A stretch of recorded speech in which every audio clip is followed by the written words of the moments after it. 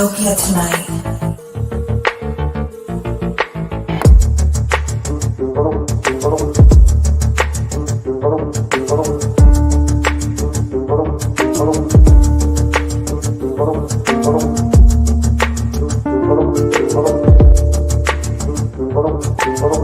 Fuck out of town! Fucking treasonous pieces of shit! Dystopia tonight. For We're most, starting. We're starting again. Mhm. Okay. All right.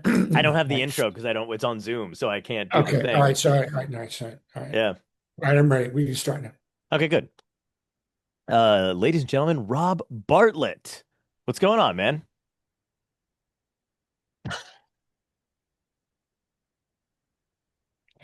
Nothing. No. What's going on Beautiful, with you, man? beautiful. Little I homage to had ours. I do it to the beginning and get it out of the way Yeah, because you no, that's expected good. it. So I did. You know I what? figured if It's I get it nice. out of the way at the beginning. It's so funny because, like, legitimately, you and I just did the benefit to end MS, and for a change, we were having genuine problems. So even when you did do that, we were just like, oh, we don't even know. This is not the time. We don't even know. It's not the time of it. And then when I did my traditional, like, jump off in the middle of the sentence, I'm sure that Yeah. got perceived the wrong way too. So No, that was they who, what was, it was, did you do it once or twice? I feel like you did it twice, but I'm not. I probably did because I'm known for beating things to death. Yeah, but in 24 hours, it's like a fresh new thing. Like you can come back in 16, and then it's nobody knows. But whoever you did it with the last time was just a really good group to do it with, whoever you were on with, Oh, because it was Paul Schaefer and that's right. that group. They loved it. They were Oh, really they were like, "Oh, that was beautiful." And then you had a couple of them too. They were like, "Oh, I was really hooked in." I was like, "Yeah, that's how he gets you. He just fucking he reels you in." oh, it's an old vaudeville trick. Yeah. Had you met Paul before?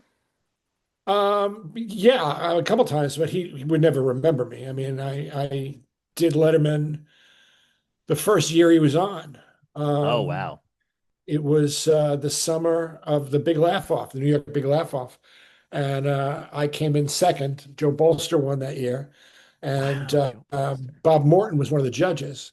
And Okay. so Joe and I and maybe one or two others, they were interested in us doing the show. Hmm. And Morton said to me, the office will contact you and we'll start working on your set. This is like in August, Right. like beginning of August. We'll work on your set and we'll book a date and then I'll assign. I think it was Jerry Mulligan, Jerry something was his name. It was my segment producer. He said I'll assign Jerry to work with you, and then we'll build your set and then we'll have you on. And then 2 days later, I get a phone call, and it's Morton, and he says, "Can you come in tomorrow?" Because Elton John canceled, and we got to fill Whoa. the slot. And because it was in the middle of the summer, they couldn't get anybody. And I guess I was fresh in his mind, whatever. And I already kind of knew the set I was going to do. Hmm. So I said, "Yeah, why, sure, why not?" So I was on with Fran Lebowitz and Surfer Jerry Lopez, Oh, who shit. was playing. He had a small part in the Conan the Barbarian movie, Oh my and God. so he was going to promote that and Who me. didn't? Yeah, exactly. So, so um, I didn't have the lead up. I didn't have the chance to actually work on it with anybody. Nobody was there to guide me, whatever. Right. And standards and practices hadn't seen my act. Fran Lebowitz had seen my act and was touting how great I was because she was also one of the judges. Oh, She loved nice. me. Um, She's amazing. but I'm in the Oh, and funny, man. Talk about dry, like dry as a popcorn fart. Yeah. And she says, "No, he's fine." So, but standards and practices made me do my set in the hallway Hmm. at NBC, half hour before I'm set to go on, God, that's nerve-wracking. and um, half my act I couldn't do Wow. because it was drug references. There were, it was the early '80s. It was '82, so it Sure. was like, my signature bit, the dogs at a cocktail party. one of the big laughs on it was, I do dog at a cocktail party, and woof, woof, woof, woof, woof, and I drink the water out of the glass, ha, ha, ha. I do a Boston Terrier and a police Yeah. dog and a Chihuahua, and then I do a cat on Quaaludes at a cocktail party. Oh, I do a dog on Quaaludes at a cocktail party. Uh-huh. And I was like, oh yeah, a dog on Quaaludes at a cocktail party. It was like meow, meow, meow, and you can't no joke references. So I couldn't do that. And there were one or two other things that were on outside the politically correct, even for those days. And you got away with a Sure. lot more in those days. So my act was at least 2 minutes short. And Damn. so because I didn't have time to like get a suit or new, I didn't really have a suit that was, so I rented the tux I was going to be married in because I was getting married like 3 weeks after this. I figured I could work out a deal where if I wore the suit, they could use that to promote, and I would get a free suit for the wedding. Yeah, yeah. Uh, but of course, I couldn't mention that on the air.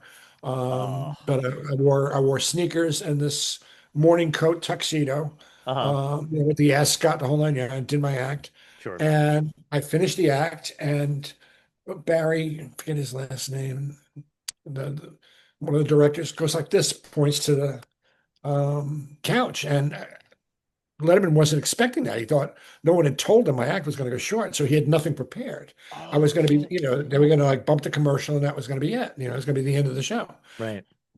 And so he's got to kind of like ad lib um, a bit, an interview because he's got no information. Right. And I'm nervous as hell. I don't know what's going on. Everything went by in a blur.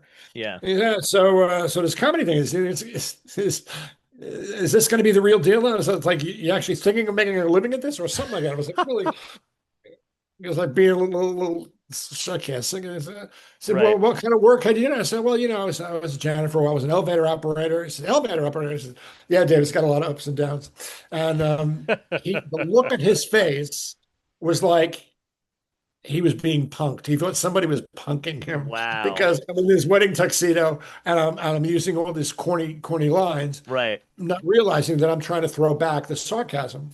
We Yeah. go to commercial, and he doesn't say two words to me the entire time, Oh not two shit. words.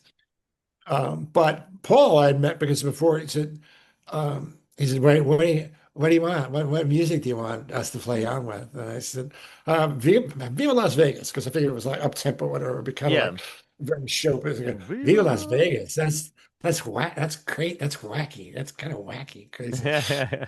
And my manager Gary knew Will Lee because Will Lee, was obviously a musician in Long Island, and Gary had worked with him before, and Gary had actually wrote and recorded a song with Will Lee's then girlfriend. Oh. Um, and so he knew Will from that, and so it was like old home week with them, and it was fine. And then I was working with Bill Sheft the next day. I left to go to do Atlanta, Right. and as it turned out, Sheft was, went on to be his, The his head head writer. writer Yeah. when he went to the late night show. And we were talking about the show and whatnot, and Chef made the observation I was the first one to actually look into the camera directly when I did my act rather than look at the Yeah. audience.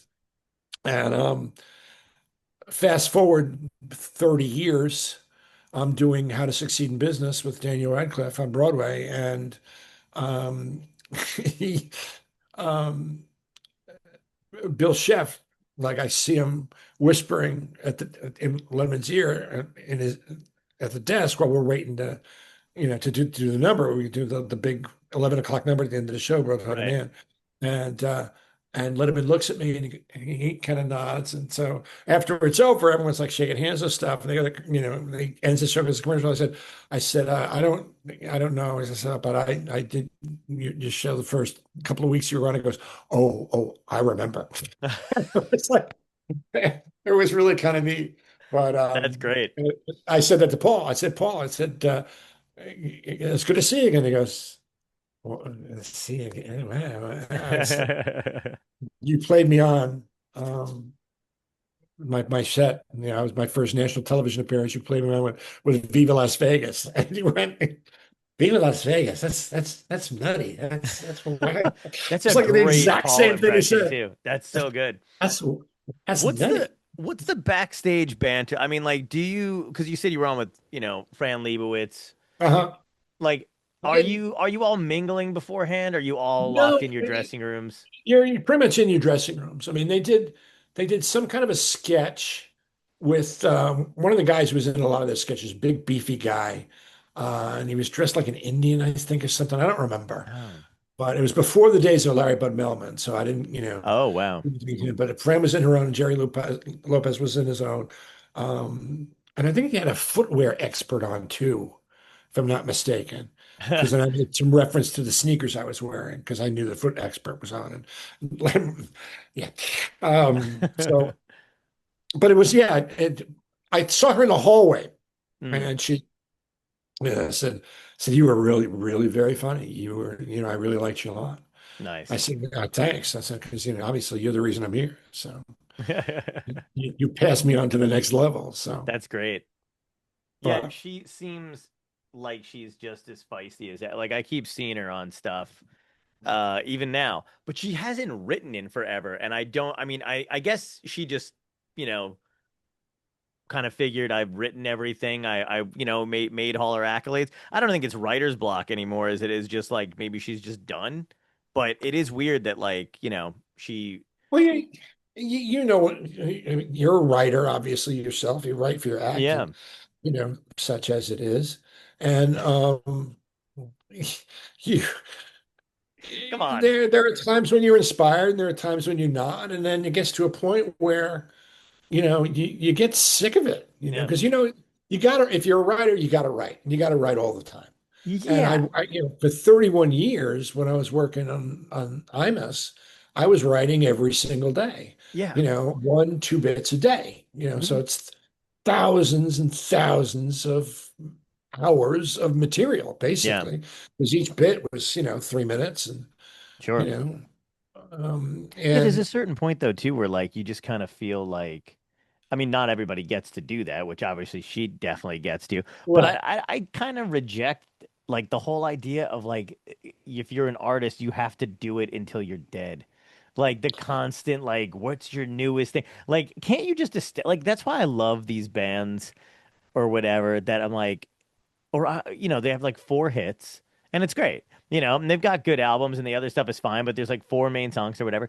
And then I always feel like, why do people want more from them? They gave you four things that are lasting decades, of whatever, and you're like, and then they just stop producing. I'm like, how much more do you want, Well, people to have in them? Fuck. it's that age old, the sophomore slump. It's like you get the first big hit, and it becomes part of the culture Yeah, one summer, and then it's like, okay, what's the yeah, follow-up going to be? And it's like you don't even have time to enjoy the success of the first one. You got to go right into production into the second one because, yeah, you know, obviously when you're making a living at it, the record companies or the studios or the networks, they all want to see what's next, what's yeah, next, what's next. They want to yeah. ride the pony as long as they can. Exactly. And they just and they're the ones who beat it to fuck the death. You know what I Oh, mean? Like they're absolutely. like, don't change a goddamn thing. We'll find six more just like you if you don't want to do it. And Exactly. and then that's it. Um, even now, man, it's just crazy too, because like we've got I don't know, I've been going to these or invited to these, things in New Jersey, like these red carpet events and like all the other crap. And it's nice and it's kind of fun. And then after a while, I get tired of fucking talking to people and not like because sometimes I think people go and then their ego kind of drives it where they're like, I was invited to this thing. And that's all, you know what I mean? And I get to take a photo and do whatever. But if you're listening to people talk on these panels, you're like, oh, they're not talking about us. Like No. you're like because they're really it's so New Jersey is supposed to be like Hollywood East or whatever, and then people in New Jersey like and to its credit, I mean, I guess the tax breaks are good for making pictures out here, whatever. Netflix has got a studio out here, but every one of these things I went to, I just got more and more annoyed or more discouraged. And I know people in the on these panels and whatever. Um, and I'm listening to them fucking, talk with other people about the money coming in and how it's going to be so good for the industry, blah, blah. And then meanwhile, if I ever get to talk to these people one on one, like we got to talk to somebody from Netflix, and they were very much like, because it was like, well, what are you going to do for the indie artists that are out here and the independent filmmakers, blah, blah. And they were literally like, fucking nothing. They Yeah, were like, it's not going to yeah, change. Like, they're like, everything is yeah, still going through LA, blah, blah, yeah, blah. But then there's all this, bullshit about, um, contributing and stuff. And I'm just kind of like, if I were in the film industry in New Jersey, or in any state, it doesn't matter where, but it happens to be the state I live in, I would go, great. Adam Sandler wants to make his fifth Netflix fucking film here. I got to go to the trouble of getting him a house. I got to get, we got to make sure everything's set up for him and his team, and the guys have to pick the locations. I would go, you're going to take, five writers from New Jersey, five of the PA, five actors, and put the deal is you put them in your film somewhere, anywhere. And it's not just like for exposure, you pay them, and then that's how you grow the art scene. You don't do it by fucking excluding all these people and then having us applaud because, you know, famous people are in our state. I don't give a fuck. You know what I mean? Like it's such a weird. And yeah, as a comic, I'm really kind of on the outside of that because that's not how I make. But it makes me sad. I go to these events and I see like all these aspiring like writers and whatever, and I don't know them, but they're chomping at the bit, and I'm like, they don't care. Like they want you here because face value matters, and they need to make it look like there's a gigantic right, eager thing here. But right. none of you are like you're still going to be working at that fucking deli. Yeah, but see, you're looking at it as an artist. That's the problem. It's show business, and Mm, that's the two lenses.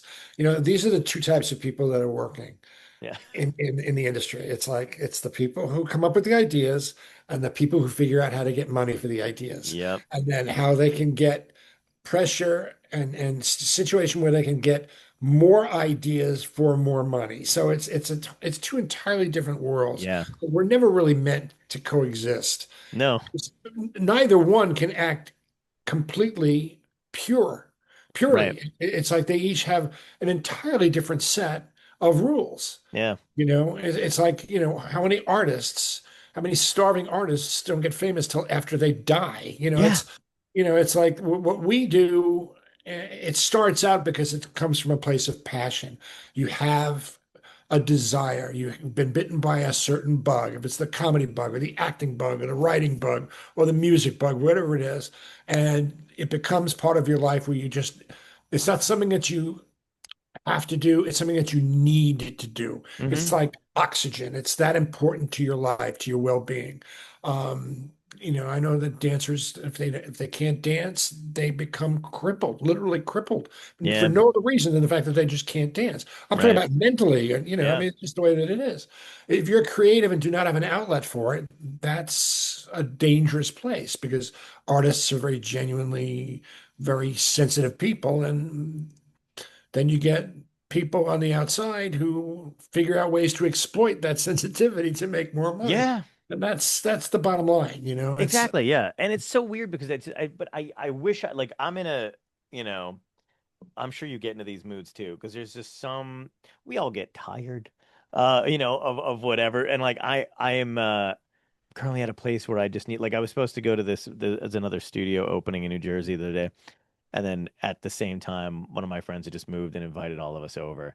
And I was like, I could go to another fucking thankless, wave that you're there, take a few photos with people, blah, blah, blah. And then, but I just went and hung out with my friends because I'm at a point where I'm like, I'm very much stabbing myself in the foot where I'm like for the artist thing. Because I really am going to say, like, it's just going to be one of those things. If I go to it too much, I'm going to wind up saying something Yeah. to the Oh, of course. wrong, Yeah, and yeah, yeah. then, yeah, It's it's a business decision because you're networking. You're in a position where you are trying to yeah, make connections, to get guests. You get an incredible guest lineup for yeah. this little mom and pop kiddie pool thing that you do. You get some really big names because it seems like it's a much, much bigger deal than it actually is. Sure. And I but agree. you you're networking and you're getting these names, and that's important to the business. It's Sure. important for you to keep what you're doing going Yeah. because I mean, it really is. It's a terrific fucking show. I mean, Thank you. the types of things that you do and the people you have on and the conversations that you have, it's really like one of the single most entertaining, informative podcasts out there. Thank you. And we're so very lucky to have you doing that because there's so little of it around these days. Um, Right.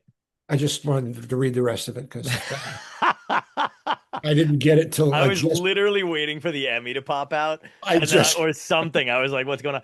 But no, no, no, it's I just printed it out. You sent it over too late. I couldn't print it out, so I wanted to make sure I got everything in it that you wanted me to say. So did I do it right? Did I get all the words in?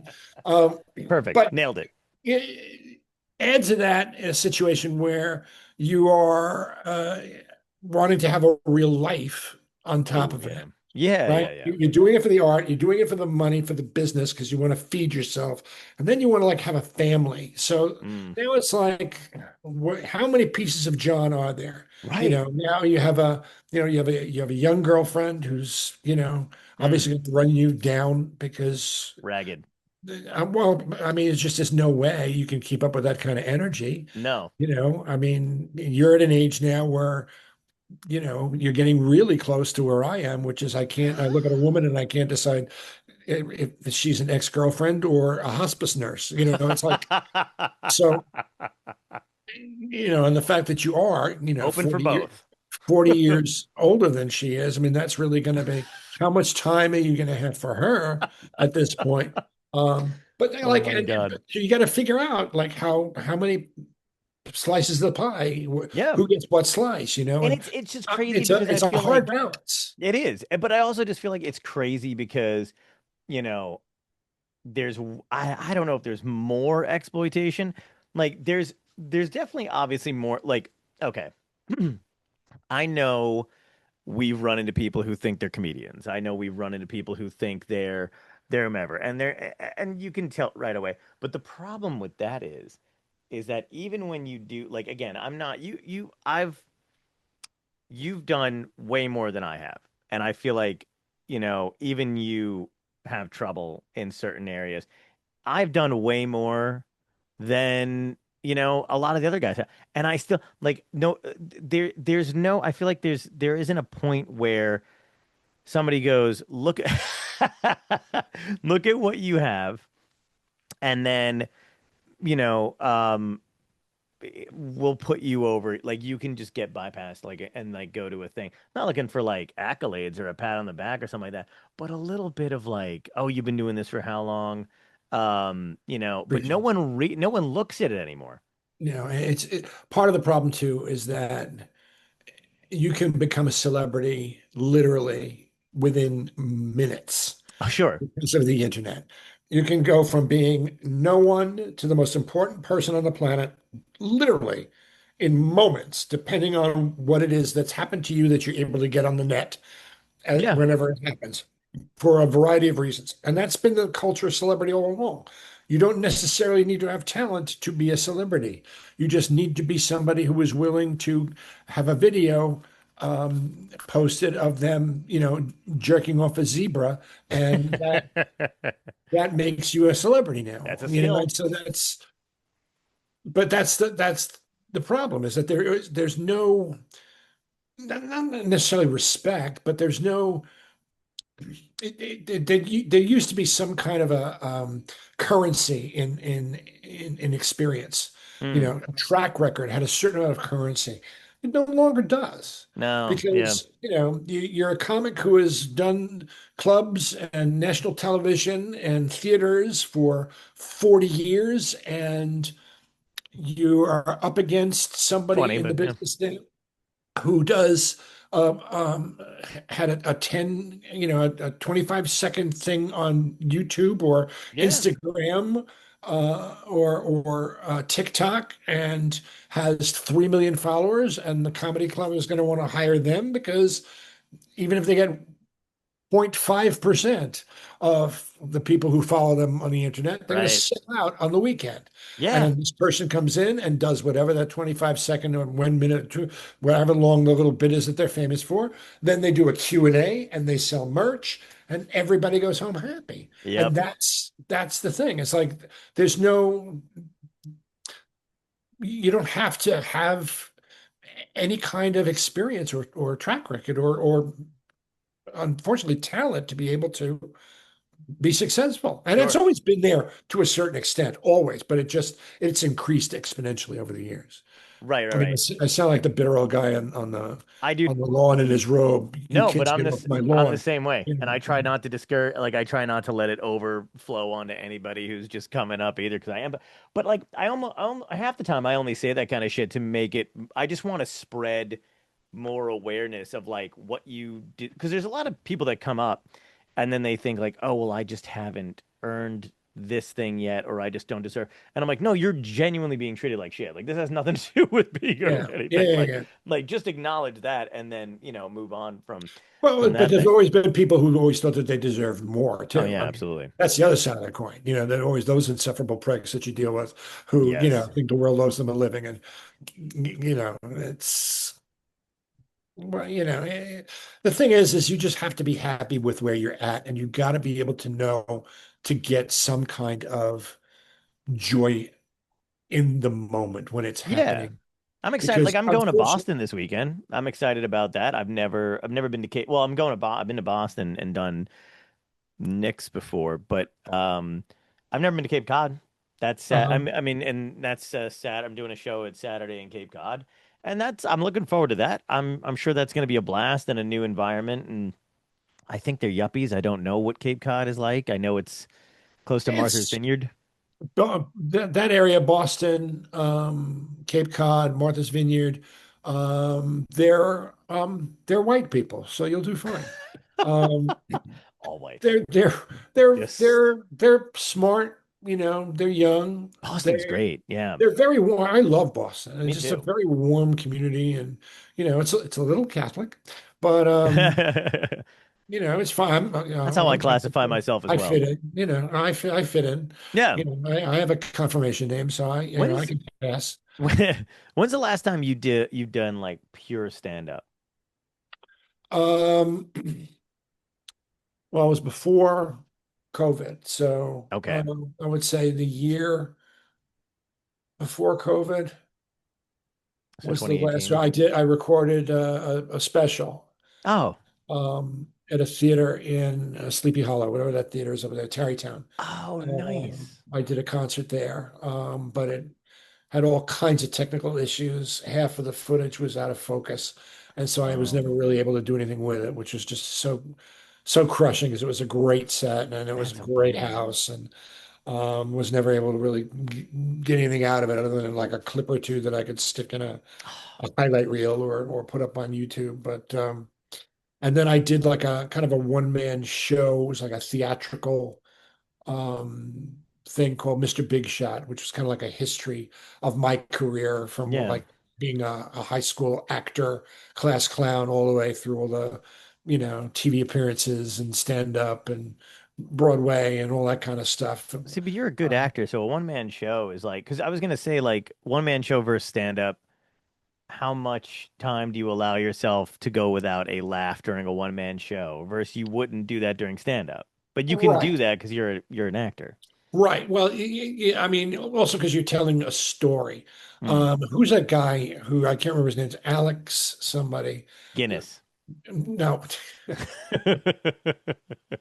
the force surrounds us and permeates it. Um, he he's the one who went to the white supremacy get together Oh, in Queens.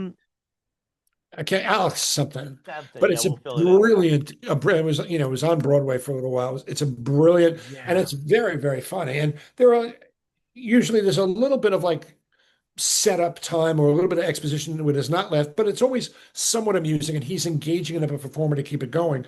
And when I did Mr. Big Shot, I had clips and I had slides and I had, audio, I had all kinds of multimedia stuff going on. So that kind of helped it.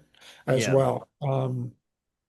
But it was a lot of work, and I I lost having the same kind of feeling that I had when I used to do it, when it was, when you're on stage and it's a hot crowd and you're clicking on all cylinders and you're in the zone. There's no greater feeling. It's like, you're riding the wave, you're with them, they're with you. And in the back of your mind, you're thinking of what's going to be coming next and where you're going to go and how you're going to do this and that. You're anticipating things and you're going off the audience, and it's a very but then it gets to the point where the crowds start getting different. They Mm, start getting jaded. They start getting younger. They start getting distracted. They're too yeah. to this to pay attention to somebody on stage. And if you don't keep their attention every 30 seconds, Right. you lose them. See, that's a real, see, I've taught you I well. know. I was like, this is I've gonna be a taught Rob you moment. very well. That's definitely a Rob movement. I'm very proud of you. Thank you. Thank you. I'm very proud of you. Yeah, it's finally all this work's paying off. You know what we can do? We can be like It's a been long this enough. moment sponsored by, and then just put your acting class promo in there. This moment sponsored He by. finally listened to me. But it's the business has just changed so much, so I just don't really enjoy it as much. Um, Yeah, no, I get it. it got to be too much work, and there was no It passion is. for it anymore. It it's. And I'm sure for you, it's fun being on stage. Anytime you get to be on stage and do a yeah, thing, it's fun. yeah. However, the hassle of doing it or somebody not booking a show, there's a gig I'm doing, and I can tell they have no idea how to plug this shit. And they are tagging me daily in posts, and then also being like, oh man, like we're trying to do everything we can to get ticket sales. I'm like, but you're not like tagging me and shit is not going to do anything. Like you make one or two posts a week or whatever. And then I've noticed this too, and I was talking to Julia Scotti about this recently, where she and I did the same theater, but months and months apart or whatever. Um, but I had to call. She's not, she's again, she's been doing it way longer than I have. Um, so she doesn't think to do this, but I'm just annoyed constantly. So like when I was booked at the theater, I called after a while after I didn't think they were promoting enough. And, I got their PR person and I had to literally stay on the phone for 2 fucking hours and be like, this is what you need to do. This is how you promote it. This is how we'll get sale. And like I had to psych them up and they did it and we sold out and it was great. And then she's like, oh my God, I'm nervous about this. And I'm like, yeah, you want to know why? Because they're posting that you have a show on this date and then there's 6 more other fucking dates for stand-ups that they're posting. And I'm like, people want to know just the one. They can handle the one because they're gonna go, oh, if I miss her, there's 6 more down the line. It'll be fun. Like, and that's not how you do it. But they're like, and I was like, you got to call. She's like, I'm not calling. It's like, oh, okay. Like, I get it. Like, I'm probably gonna be at that point too. But these venues don't know how to promote anymore. So we want to do our shit, but no one else is working. So I don't know what to do about that. Mm. But for like you, like you're doing I like that you have the other avenue. Like I'm not I don't know how you do plays.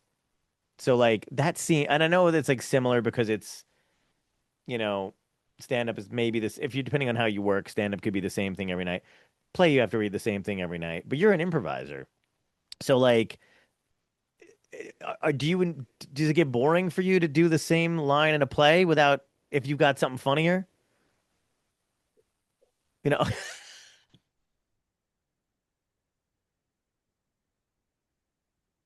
Oh, I'm sorry. Is it my turn to talk? Yeah, yeah. Um, Sorry, I uh, rambled there for a bit. yeah, just I'm sorry. What was the question?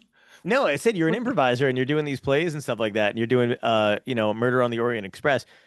Um, it's similar to stand up if you're I know how you work, but like you It's can do the same thing, but do you get like it's a different animal in that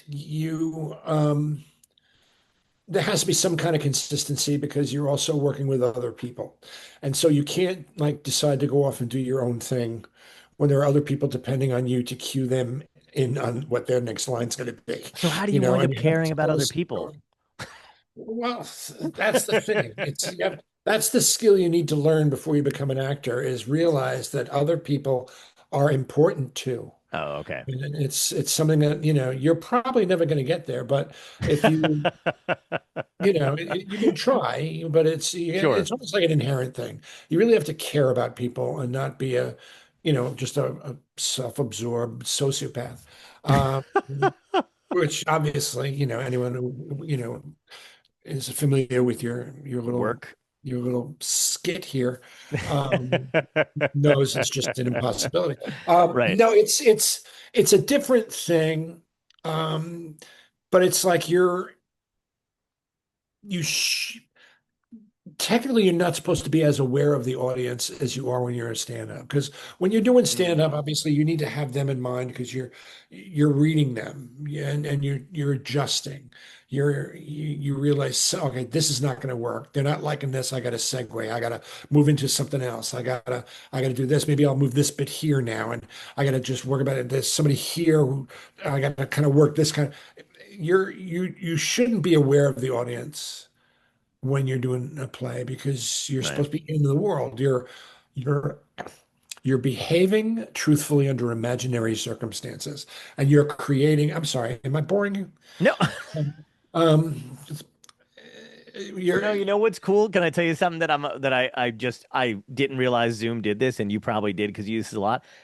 I love getting a transcription, and I'll edit, I'll piece this together so it looks like yourself, and it's doing it in real time, and I'm amazed that it's getting every word you're saying. Like this has gotten so good, uh, and I really like doing this because sometimes I like to pull like legitimate right. quotes out of the thing, Right. and it's happening in real time, and I'm a little freaked out by it. Okay. So it's Well, like getting everything you're saying like all right. exactly right. Now, as you're editing this, you're looking at my words that are popping up on the screen now. And as I'm saying these words now, this is for you later as you're watching and you're Yes. trying to figure out where to pull the quote. So when you're editing, know that I'm talking to you now specifically as these words are popping up, and get a fucking life. I know it's so Okay. nerdy. It's so nerdy because it also timestamps it too. And I'm like, I don't have to like, this is great. Like at 4:41:32 when we talk about the Orient Express. Sorry. Yeah. Yeah, Because no, normally I it's have to it's like remember all of it and go, okay, this is what I want to clip from him. And yeah, and it's just technology is a doing it. wonderful thing, Well, isn't it? StreamYard didn't do this shit and it was making me pay Well, out the ass. So that was, Well, we all know how great StreamYard worked during the podathon. So, please. I know it was um, so bad. no, it's a Yeah. different So, animal, and, no, and yeah. what I like that's different than you get at stand up. It's like the camaraderie and the community that you have in stand up is backstage. It's after the show. It's before the show. It's Hmm. at the diner. It's in the car on the way to the gig, coming back from the gig. Yeah. You have all that in theater, especially when you're like originating a show. Like when you're coming in and you're like I came in as a replacement when I did Chicago the musical, and I came in as a replacement when I did Sweet Charity. But I started out with Little Shop of Horrors. I started out Yeah. with The Odd Couple. I started out with Tabletop. I started out with How to Succeed. And you become a part of the community and you're building something together. Hmm. You're part of a company. And I miss that the most when I'm not doing it because that's kind of the tribe aspect of it that you have when you're doing stand up. Yeah. That's before and after the show. You'd be great in So Sweeney Todd, by the way. I always thought that. I don't know if you ever thought about doing it or whatever, but Sweeney I would Todd, be, you'd be Sweeney Todd? I'd be a good Sweeney Todd. Oh my God, are you kidding me? That would be fucking amazing. Oh, I don't know if I don't think I have the voice for it or the talent for it, obviously. No. Oh my Um, God, I think you'd be great in Sweeney Todd. Thank you. I appreciate that. That'd be cool as shit. And it says, Sweeney Todd, if it happens, don't forget to give Poveromo Uh-huh. credit. Yes. Fuck that. Thank me at the Anyway, Tonys. anyway, no, it's a different animal, and it's to Yeah. me it's very very satisfying. The audition process, I like the work prior to the performance. Hmm. Like in comedy, that was always the tedious part for me. It was like working out the material ahead of time Sure. because I never was like Seinfeld, where I was, so disciplined and had the regiment where I would have myself sitting in front of the notebook 3 hours a day with a pen every single day. I don't know how the fuck that. Yeah, I don't know how he does that. That's I crazy. would get an idea in the car and just bring it on stage with me and try it out. Like the airline bit that I used to do in my act that I did based on a thought I had on the way to a gig at Rascals in Oh, West rascals. Orange, and it was, every comedian does an airline bit. What can I Sure. do to make it the ultimate airline bit? And just had all these thoughts, whatever, and just combined them all together and did it that night on stage. And literally word for word, I never changed it. It's the exact same thing I did. That's Not that I great. ever changed my act in the 30 years I did it either, but but the building of the character prior to actually the performance of it, it's like, doing, playing Hercule Poirot, in addition to having to learn how to do a French accent and maintain it believably for 2.5 hours terrifies the fuck out of me. Yeah. Because there's nothing that I hate more than somebody doing an accent who can't sustain it. I can't watch Scarface without, you know, knowing that I'm going to be in for a laugh riot. It's just choo Right. choo. I'm not going to choo choo. Manolo, shoot that piece of shit. I mean, it just kills me. Yeah. Um, but knowing also that this is a character that they the fans of this character are worse than your most avid rabid Trekkie. Yeah. It's like chapter and verse. If you don't get all the little nuances right, you're dead in the water. Right. And so knowing to respect all that stuff, not wanting to reinvent anything, obviously, Yeah. this 500 Sherlock Holmes, and there's room for, a little bit of interpretation stuff here and there. But I feel like there are very serious parameters. So I'm doing all this research Yeah. into, reading the books, um, you know, seeing the films and seeing the different takes. You know, Who's your um, favorite? I have to say, and it's kind of funny. I like David Suchet, who's the guy who played it in the series Yeah. in Britain, in the UK, Right. because he really did his homework. He had like a little Sure. booklet of all the notes that he took about the character, the backstory, how he walked, why he walked. This guy is really known for he's kind of like a much more prissy James Bond in that everything has to be exact, and he's a gourmand, and he likes to eat and drink, and even though he doesn't sleep with everything that moves like James Bond, he still has the hots for the good-looking women. Is just very very classy about it. Right. It never really comes to anything, but Right. and he's like very, very precise. He's very everything's precision. He's OCD, I think. I think he's a Yeah. little on the spectrum. And And so, but it's all this stuff is that you build. So now, when you're saying the words, you have a foundation to work from. sure. That's how you're going to ground it to make it real or make it Yeah. real. And try. I'm How going long does line it by. take, do you think? How many times doing it live do you feel like you've got it? I never fully feel like I've done it fully. Oh, I wow. mean, Okay. I never. I know. I mean, I did How to Succeed was the longest run I did in one chunk. I was Hmm. in Chicago for many more years, but it was off and on, in and out, 5 or 6 different times for Right. varying. I think the longest I was in Chicago for was like a year, maybe, Oh, maybe a wow. little less than a year. And then I was in for like 3 months. I was in for 6 months. I was in once for 2 weeks with Melanie Griffith when Yeah, you the were. when the guy who was playing Amos at the time was on his paid vacation, and she refused to Oh, work with the understudy because the understudy had a couple of complaints written about him through equity, and so they brought me in while I was still oh, doing Little shit. Shop. They had to buy me at a Little Shop for 2 weeks so I could do Chicago. Um, Wow. to do that. But when I was doing How to Succeed, it was a year and a half. That's a long run. Yeah, And it gets to be a grind. It gets to be really like work. And you do things to keep it lively, like John Larroquette.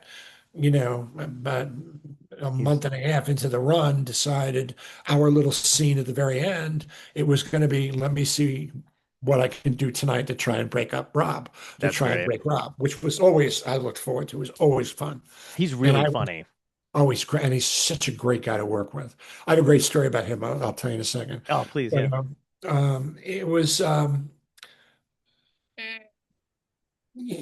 at the end of that, and sometimes now I think about it, it's like, oh, I wish I thought of that when I was doing it. That's a little something else I could have put into that there.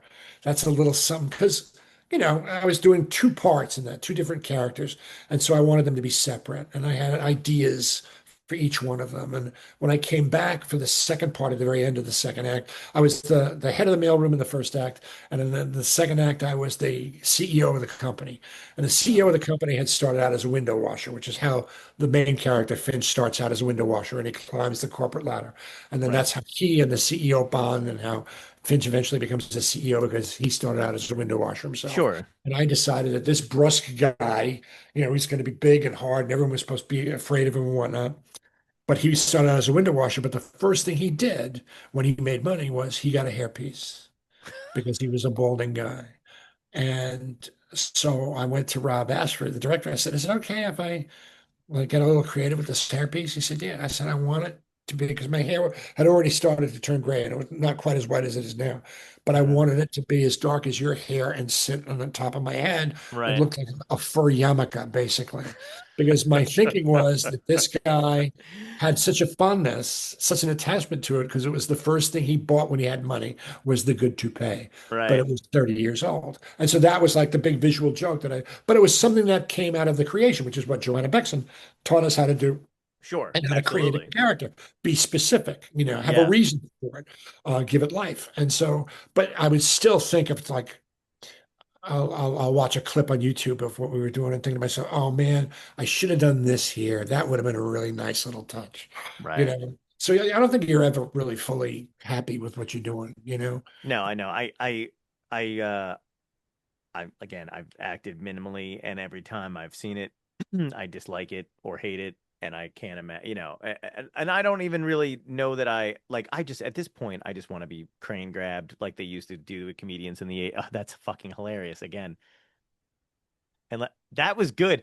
I'm that almost had me Uh-huh. because that was a look at you adding something new to the bit. Props. That's You got just genius. raising the bar, That's really good because raising the bar. because I really had to look for a second and I was like, he's drinking though. That shouldn't be unless he's drowning himself. I don't really know. That was great. Yeah, but Joanna Bexon was great with that. I mean, I loved. Did we talk about that on the benefit at all? I don't even know if we did, but you did a phenomenal job as MC um during her celebration of life, man. I loved that you were there and I liked that you grounded everybody and you were just fucking hilarious too. So it was really great.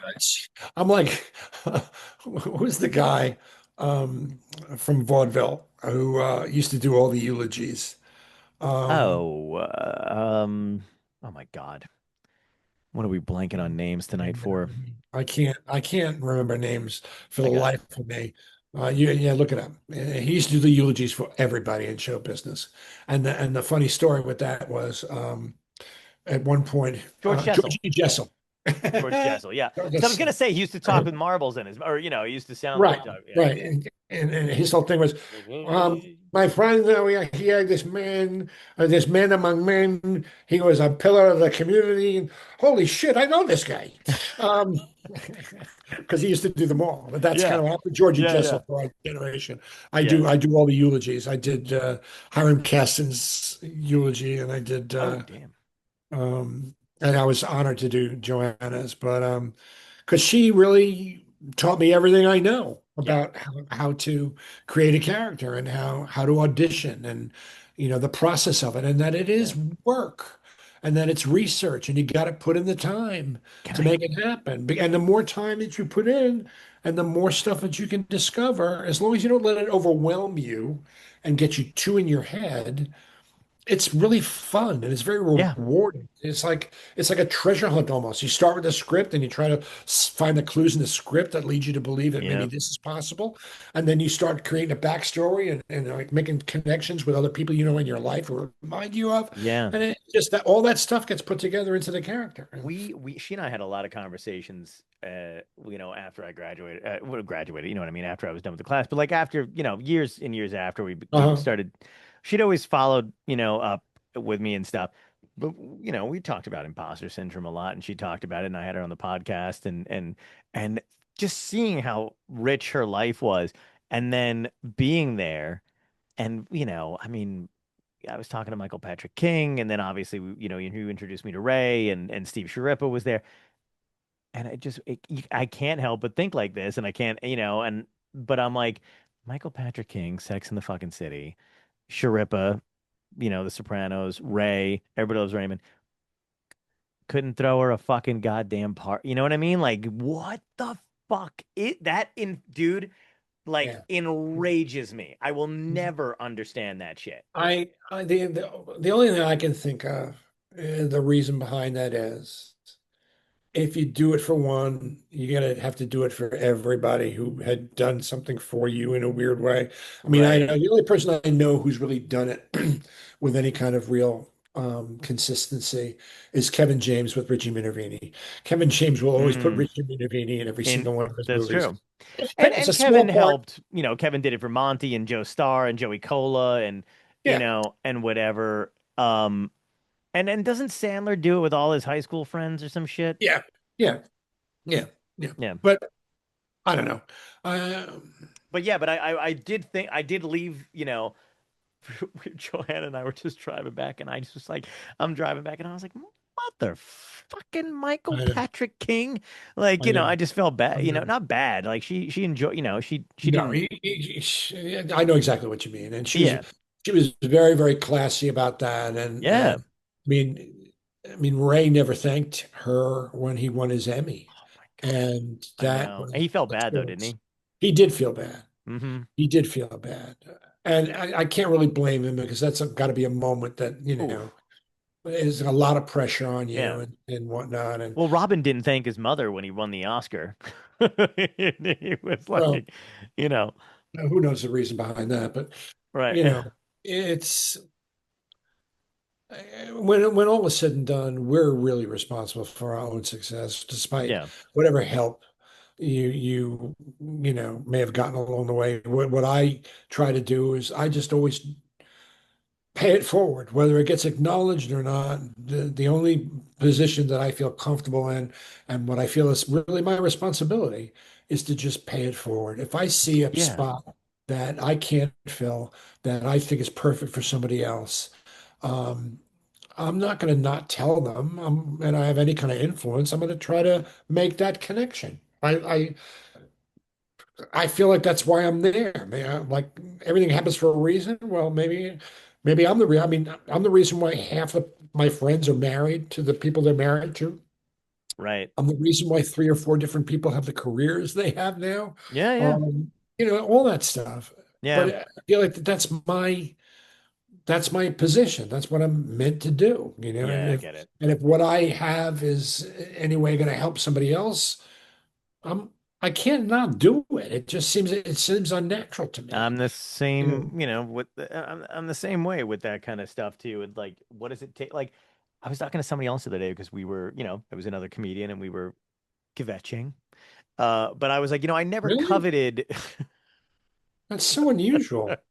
We're such supportive people Right? normally. Yeah, no, we're totally even tempered. But I was like, I never coveted anything because I just didn't see the point of like, if somebody was like, hey, you're at this club, do you have that Yeah. club owner's email address? I'd just be like, he's gonna get it from Uh, somebody eventually yeah, anyway. Like, what am I, I? I've never coveted either, but I was bitter as fucking hell, man. I was such a bitter motherfucker. I get it. Man, when Eddie hit big, I Oh, was as bitter as a human being can be, and I feel bad about it because I get it. I mean, if I hadn't told them they were going to be looking for a black guy at SNL, Oh yeah. uh, he's. I realized. if I hadn't done it, he still would have gotten there because he was destined for it. First Sure, time I sure. saw him on stage, I knew he was going to be huge. So if Yeah, it wasn't me, it was going to be somebody else. So I'm right, actually kind of happy that I had what little I had to do as part of that got him where he needed to be. It right. wasn't anything. Literally, it was literally nothing. It was just kind of just putting the help the car on the track and because everything else he did, he earned, he deserved. But Yeah, I was so bitter, yeah. and you see people who used to open for you got to do the Tonight Show before Johnny left. It's not easy. Right, I remember Ray Romano asking Joanna not to make him go after me in our class, and then right. he got the show and it was hard. Was It it was hard. the was that the long was that the last when was the last time you saw Ray before the He celebration came went? backstage during Odd Couple because Brad Oh, Garrett was in it. He and Phil and their wives came to oh, see that's cool. Odd Couple. But it's Had you known Brad before then? I'd met him like briefly, like when he Mm, was after he won. Was it Star Search he Star won? Search. Yeah, when he won Star Search, he was at the East Side. I think I met him. Yeah, I met him when he was doing the East Side and when he's still just coming up. right.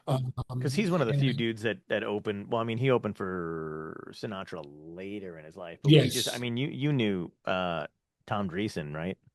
I met him at Catch once. Yeah, Oh, yeah, okay. yeah. Yeah, That was sad. That was sad. And yeah, for also, sure. Lenny Bruce's daughter Kitty passed just a couple of weeks ago. They were, Oh they were. my God, no way. She was also a Catch. She used to hang out at Catch all the time. She was a singer, I think. People are dropping like fucking Um, flies this week. well, we're getting to that age, my friend. Yeah, that's true. I mean, Yeah. Paul McCartney just turned 85. 85, yeah. And Um, Clive Davis just died, isn't he? yeah, Wasn't he? yeah. He was 134. He But he looked good. looked good. The guy I could just still. saw, I don't know if you saw it, there's a clip.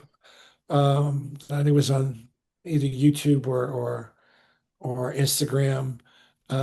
It's Paul and Ringo um, walking down Savile Row and they're talking, and Paul says, so you gonna, you ready? And Ringo goes, I don't know.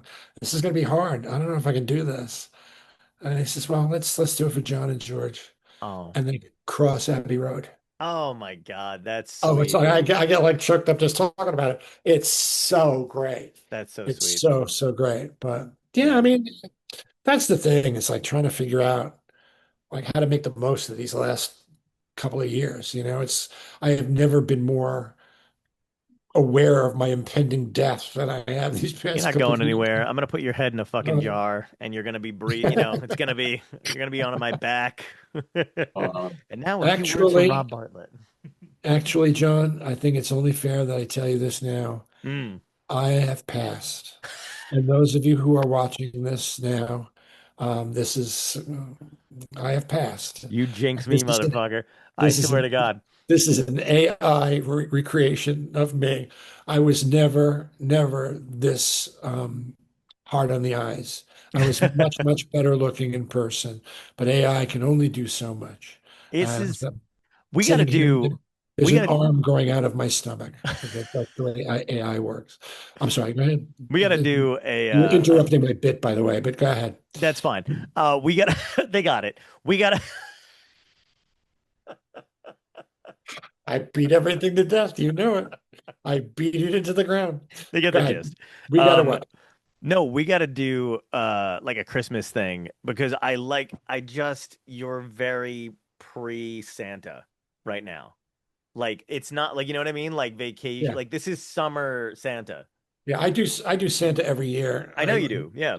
These friends of ours used to own a Cajun Creole restaurant, and Ooh. every year they used to do it on Christmas. They got hooked up with this shelter that was responsible for placing families in need. Usually they were one parent families, and Oh. they would have, I don't know, 12 or 15 families children and mothers and or fathers, and they would find housing for them. Sometimes it was in a shelter, sometimes it was abused mothers, sometimes it was just on, people on the short end of the stick, Hmm. homeless, and they would get Christmas lists from the families, and then they would have their friends. Everyone would adopt a family and fill the Christmas lists, and then they'd rent a bus and they would drive all these people to their restaurant on Christmas and give them lunch and presents, so they got Wow, it, and I would be Santa, and I still do it every year. They don't have the restaurant anymore, but we do it like from a VFW hall or a fireman's hall, whatever, every year, and we adopt and I play Santa and I give out the stuff, and you just see the looks on the faces, and you get to see some of them year after year, and they can't believe you remember them and remember that's their sweet. names. You keep the magic going. When you So said I still do it every year, and then you followed it up with they don't own the restaurant. In my mind, I just was like, as he just shows up to the same place, different owners I every do, year. I do. Everyone's I like, just, who the oh, fuck I'm is this sorry. It's guy? just, oh, it's not here. Okay, I'm sorry. But yeah, when I do Santa, other times I like to do him as a Jewish guy because who else is going to be working on Christmas? You Right. know, so I Don't you have to couldn't go up the chimney for that to work? I couldn't get into the movies, and I don't like Chinese food, so I work on Christmas Eve That's because great. let's face it, uh, That's hilarious. I'll do that, Do and you I'll do I'll your own do. beard though, or do fake beard? No, they don't trust my beard to look good enough. So I'll use but I have a good one, so it looks No, that's and great.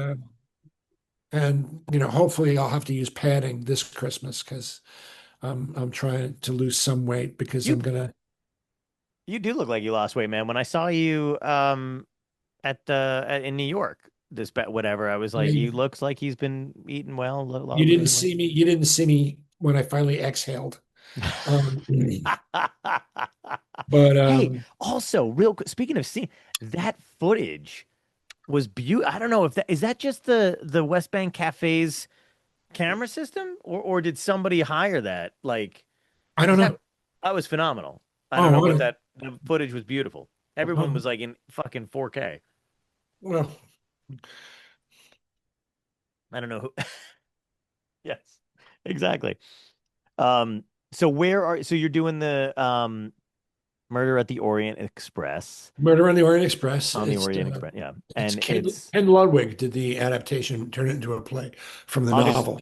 August Um, 28th to September 13th, but not September 11th. right, because they're doing a production of The Boys, the September 11th play on that Oh, night or that day, because that's obviously in honor of the 25th anniversary, I guess it'll be. oh, I think so, yeah. Um, uh, Um, so, yeah, I so, think which I'm actually doing gigs on September 11th and 12th. uh, Um, and oh, sure, I'm go I'm ahead. calling it Ground Zero crowd work or Clear for Takeoff. Okay, yeah, good. That's a great way to justify it.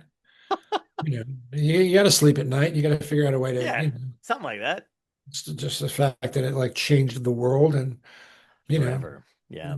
you think nothing of the memory of people who were there to help save They the won't let rest us of the forget day. it. Well, what's that? Every it's so what's crazy about this jet like art, the time we live in, re-traumatization of an event, like it's insane because like you had, World War II and like all that other stuff, but you didn't have Facebook. So it wasn't like every year somebody going, hey, remember the famine? Or remember, remember when you could only Right. afford If the Holocaust happened now, there would be no deniers because that's the exactly. sad part about it. And in a weird way, I guess it's good because Yeah, you don't want it to be like, right. something where, despite, I don't know how you can be, it's like it's flat earthers and Holocaust deniers. It's like in the same boat. How Seriously. anybody can subscribe to either one of those No, I is know. beyond me. But how you could forget that. Yeah. Um, every year when I was in high school, every year in every class, they would show um, one day, I forget the day it was a specific day that they did it. They would screen um, Night of something and Fog. It's a Oh, documentary, German documentary about the Holocaust, and it's just all this horrendous newsreel footage of, you know, backhoes pushing bodies into pits, and yeah, people, emaciated, waiting for food, and because even back then there were people who didn't, right. in the mid '70s didn't think that the Holocaust was a real thing. So, Yeah, no, it's crazy. um, It's crazy to me today that that's still a thing that, like, even on the internet when I'm scrolling through like Instagram and shit like that or whatever it is, like, there's just people who will say, like, same people, same thing with the January Sixers, who are just like, that yeah, wasn't a yeah. riot. It was and you're like, oh my fucking God, like, it doesn't even matter anymore. Um, it's just crazy. Uh, I don't know. what the hell? Oh, when are we doing Eat the Midget? Oh, well, first of all, we can't call it Eat the Midget. I was advised that Oh, it's not a politically correct title, oh, okay. I mean, because which, kind of infuriates me because that's not the usage of the word in the context of the right. play, but it's become its own little N-word now, apparently. So, Emphasis it's on the little. yeah. It's now killing for a living, which Oh, that's uh, cool. I like that. it doesn't have a. I just like eating the midget because immediately it's like, what? It just makes you go, what? Um, You I could don't have know. Huey Lewis do the theme though. You could just change it from working for a living to killing for a living. Didn't he do sing that? Yeah, yeah, working for a living. Yeah, Yeah, yeah, maybe. killing for a I'll living. have to ask him. Whoa, I'll have to ask whoa. him. Because I've done so much for him, he'd be more than happy to How do. did you meet him, by the way? Oh, well, we did Chicago together. He was Billy Flynn when I did Amos. Oh, that's right. He was great, and he is just one of those guys who is salt of the earth. I mean, I met him for lunch when his show was on Broadway, the one that was based on his music. Yeah. He was there every single day, and he Wow. took me around to meet everybody, Oh, backstage, the whole cast, the whole crew. that's so nice. Everyone worshiped the ground he walked on because of the way he treated them. Yeah. It's the kind of person he is. He seems like a Uh, really nice guy. oh, it's beyond nice guy. He's just the world's greatest. And um, but one of the reasons why I'm doing this production of Murder in the Orient Express is at the Studio Theater in Lindenhurst, which has been around for 63 years. Holy Uh, shit. a community theater that my I saw one of my high school drama teachers act in a production of Death of a Salesman there in 1974. Yeah, 70. 1973 or four, Okay. and playing his wife, Billy Loman's wife, was Lorraine Bracco. So just to give you an idea of the kind of community theater it is, Ed Asner Wow. was there not too long ago before he passed, Wow. doing something special for them. It's a 10 shows that are going to benefit their children's program. They have a great children's program where they help they kids go and they learn how to act, and they do workshops, and they have a That's awesome. camp, and I'm going to be doing some work with them at the camp and teaching them audition techniques and stuff like that. Sweet. And so it's about as beautiful an off-Broadway house as you'll ever. It's the nicest off-Broadway house, despite the fact that it would be considered off-Broadway. It's 150 seats, but it's really beautiful, and it's good. They've redone the whole thing. And it's very, very exciting. And one of the reasons why I'm doing it, aside from the fact that it's a benefit for um, their children's program, is because I want to direct something there next season. I want to break my director's cherry, and I figured this. I told them I would do this if they would let me direct something next season, and Nice.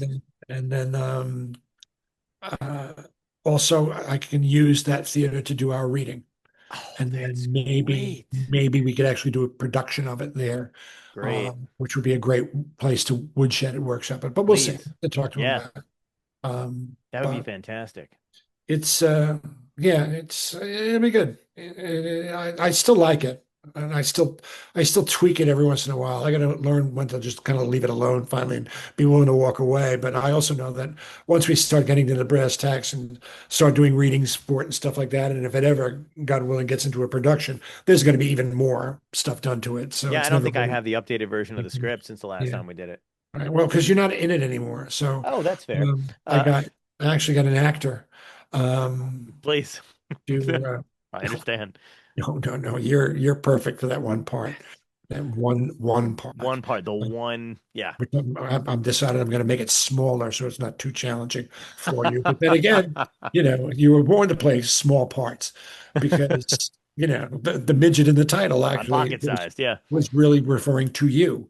Um, And I take no offense to it. So you can tell them you can bring the I title was along. I was really I gotta say I was really shocked to find out how diminutive you are in real life, because you don't carry yourself right, and you don't have that little person chip on the shoulder, Thank you. which you usually would take off and used to stand on just to give you that little extra height.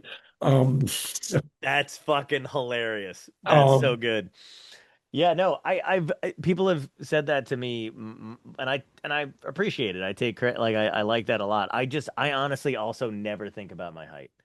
I'm, you shouldn't because especially in this business, yeah, anybody who's got any real success, like in film especially, mm.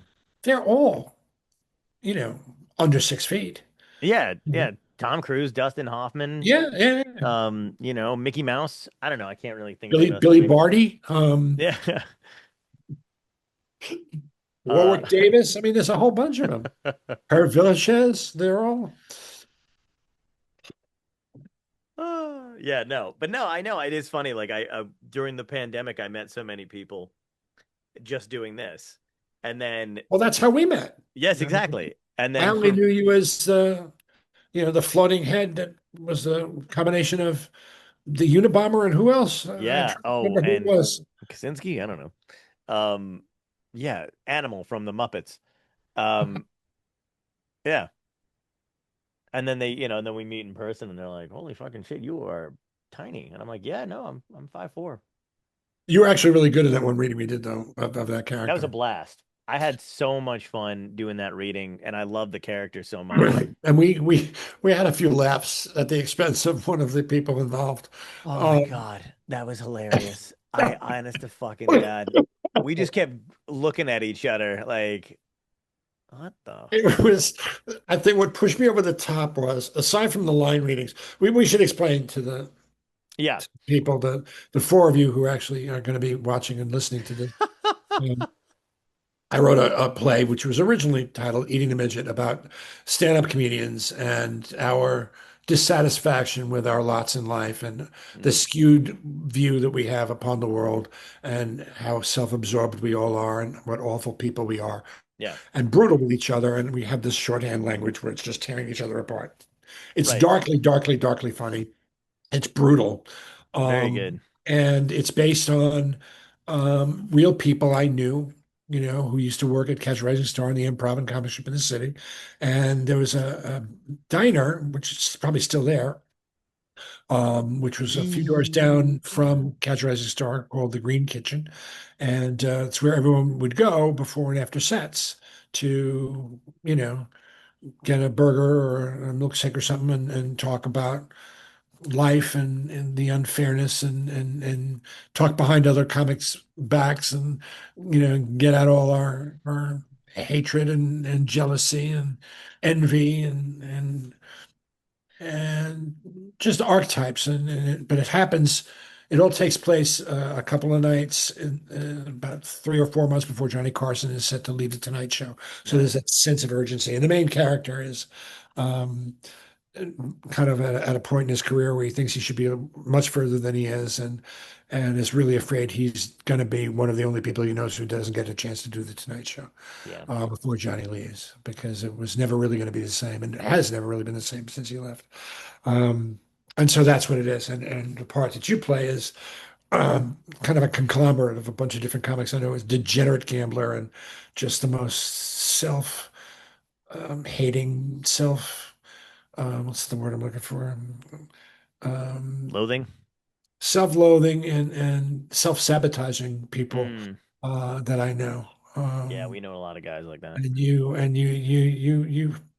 you kind of keyed right into it. So I don't know if it's, and he's also a degenerate gambler, which was Funny, also a big part of. yeah, and I think I worked with a lot of guys who were like that early on the road who who were headliners that I drove wherever to, I mean, oddly enough, two casino gigs. Yeah, So, of course. Yeah, I mean, it's always they get the advance the minute yes. that they got into town, and then by the second show of the week, they'd be looking for the rest of the money, Yeah. and then they would pretty much be working for free for the until the gig was over. Yeah. Um, but yeah, I did comics I know who have read it or have seen it always say, "Is this so and so and so and so?" And so I'll never Never tell. tell. I'll No. never tell. I'll never tell. But it's fun. But it started out. It was a novel, and then it was a screenplay, and then it went back to being a novel, and then I thought, you know what? Let me see if I can make it into a play. And this is like, I don't know, the 15th iteration of it as a play. So it's been around for over 20 years. I've been working on it. So hopefully Nice. in its new incarnation, Killing for a Living, it'll it'll I sent it to the guy who wrote Tabletop, which was the off-Broadway play that kind of was my first big break. Right. Um, my next big break, by the way, is going to be a hip, but the and he read it, he loved it, but he was the one who advised me. He said, "You really got to change the title," and he also Ah. advised me not to use a pejorative term slang for homosexual, Hmm. because when the whole point of it is to show the narrow-mindedness and homophobia of the one character. But Sure. he said you got to pick the hills to die on, and Right. uh, which And it is was part of that's a whole nother discussion of triggering and what you interesting can though, and can't say anymore, yeah, but it's interesting though because it is based in the early 90s. Well, here's the thing. That's why you have people going back trying to remove the N word from Of Mice and Men. Right. It's just it's that's the thing. You talk about free speech, and then you want to go do that. Right. Right. It's just so where's the line you draw? And I always wondered what Carlin would think just to see stuff like that. Like what a Horrible. routine he would have. But he'd have a great routine on it. He He would would. have the quintessential take on what all that is about and how ridiculous that is. But Well, it's um, weird to imply. It's like what always drove me kind of crazy is that, you know, these people would be like, "Well, you can't. The children can't read, blah blah blah, and the children can't blah blah." And I'm like, "Well, how shitty are your kids that they're going to automatically take the side of a white supremacist as opposed to understanding the difference between, you know what I mean? Like, and how is that any different than really burning a book in a real way, in a real, exactly. I mean, it's a strange, Yeah. it's a fine line there. Anyway, I promise you the story about John Larroquette. I was Uh, literally just gonna say, we got to do this, yeah, John Larroquette how story. great, how He's it's just so funny. he's really funny, and he's done it all, and he's just a wonderful guy. Do you know him personally? Yeah, I mean, every once in a while I'll get an email from him, or I saw him. He did a production of 1776. He played Ben Franklin Oh, at that's City Center Encores, amazing. and I saw him after that. Yeah, I mean, not as often as I'd like to, but Because he um, did the revamp of Night Court, and then I guess that or yeah, that lasted a couple seasons though, it right? I don't. did. It's what. I'm sure it was very hard to turn down that money, Yeah, um, but you can't really catch lightning in a bottle more than once, no, that's true. And Harry Anderson was just the best. Right, He was made for that. that original cast, Marshall Warfield, all of them were just so Yeah, yeah, they were great. Marky Post. I mean, come on. Oh God, Um, yeah, yeah. so they have obviously, in addition to the Tonys, there are a couple of other awards that are given out in the theater community. And one is the Outer Critics Circle Award, which is all the newspapers, like the Bergen Record and all the like Newsday and the Chicago, all the out of Manhattan newspapers are called the Outer Critics Hmm. Circle, and they have awards. And In show business, especially in the theater, there are these traditions and there's superstitions. And every show, I would stand with John backstage for the overture. And we had this ritual where we would stamp 3 times at a certain spot in the overture. Hmm. And then we both were not in the opening number, but we both had entrances at the very end of the opening number just for the lineup. And he goes out as the big Right. boss to see everything over. So it's just everyone else is dancing up and sweating, and he and I are just backstage shooting the shit. Yeah. And, and just before we go out, he says, "Oh, by the way, congratulations." I said, "What?" He said, "The Outer Critics Circle Award nomination." And I get this lump in my throat. And now I got to go out and I got to do my first act, which is Yeah. like a Yeah. second or third scene of the show. I have a scene and then I have a number with Daniel Radcliffe. We do this duet Right. together, Company Way, which is like the theme of the show. I get to sing it with Daniel Radcliffe. Yep. And then I leave the stage and I go up to my dressing room and then I don't do anything until the last scene in the last act where I'm the other character. So I have the Hmm. entire play to just take a nap in my dressing room and get into my costume and wig for the second character. And I run right up to my dressing room and I get right on my laptop and I start looking it up to look and I'm looking and I'm looking and I'm going, there's no, my name isn't there. Best supporting male supporting music. Hey, what the what the fuck? I just so intermission happens, and there's a knock on my dressing room door, and I open up the door, and there's Lara Cat, and he used to do this. He used to do this look, this face, to try and make me laugh in our scene together, where he would Right. go,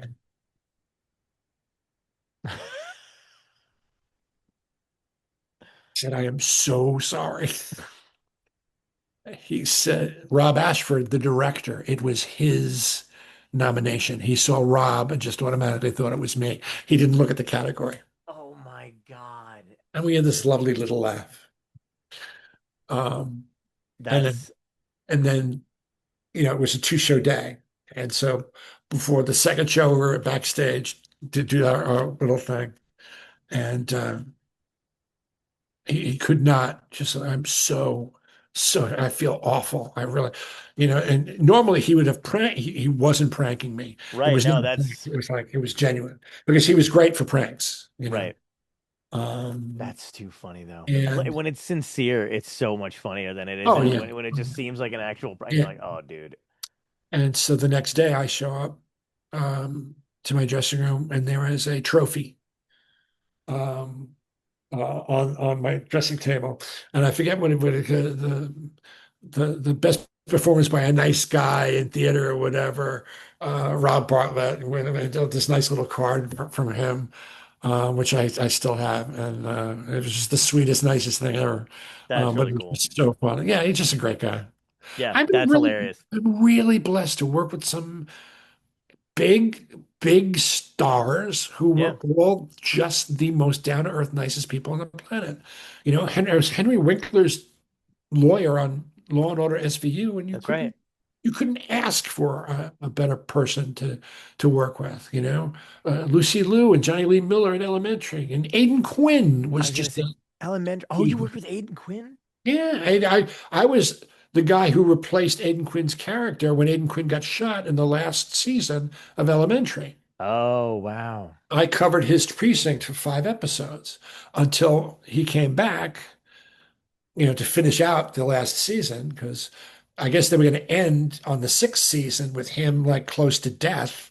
And then, Mm, but then the uproar of the fans made them come back for the second season, and they had to kind of figure out a way to kind of bring him back in slowly, not just have it like be all of a sure. sudden.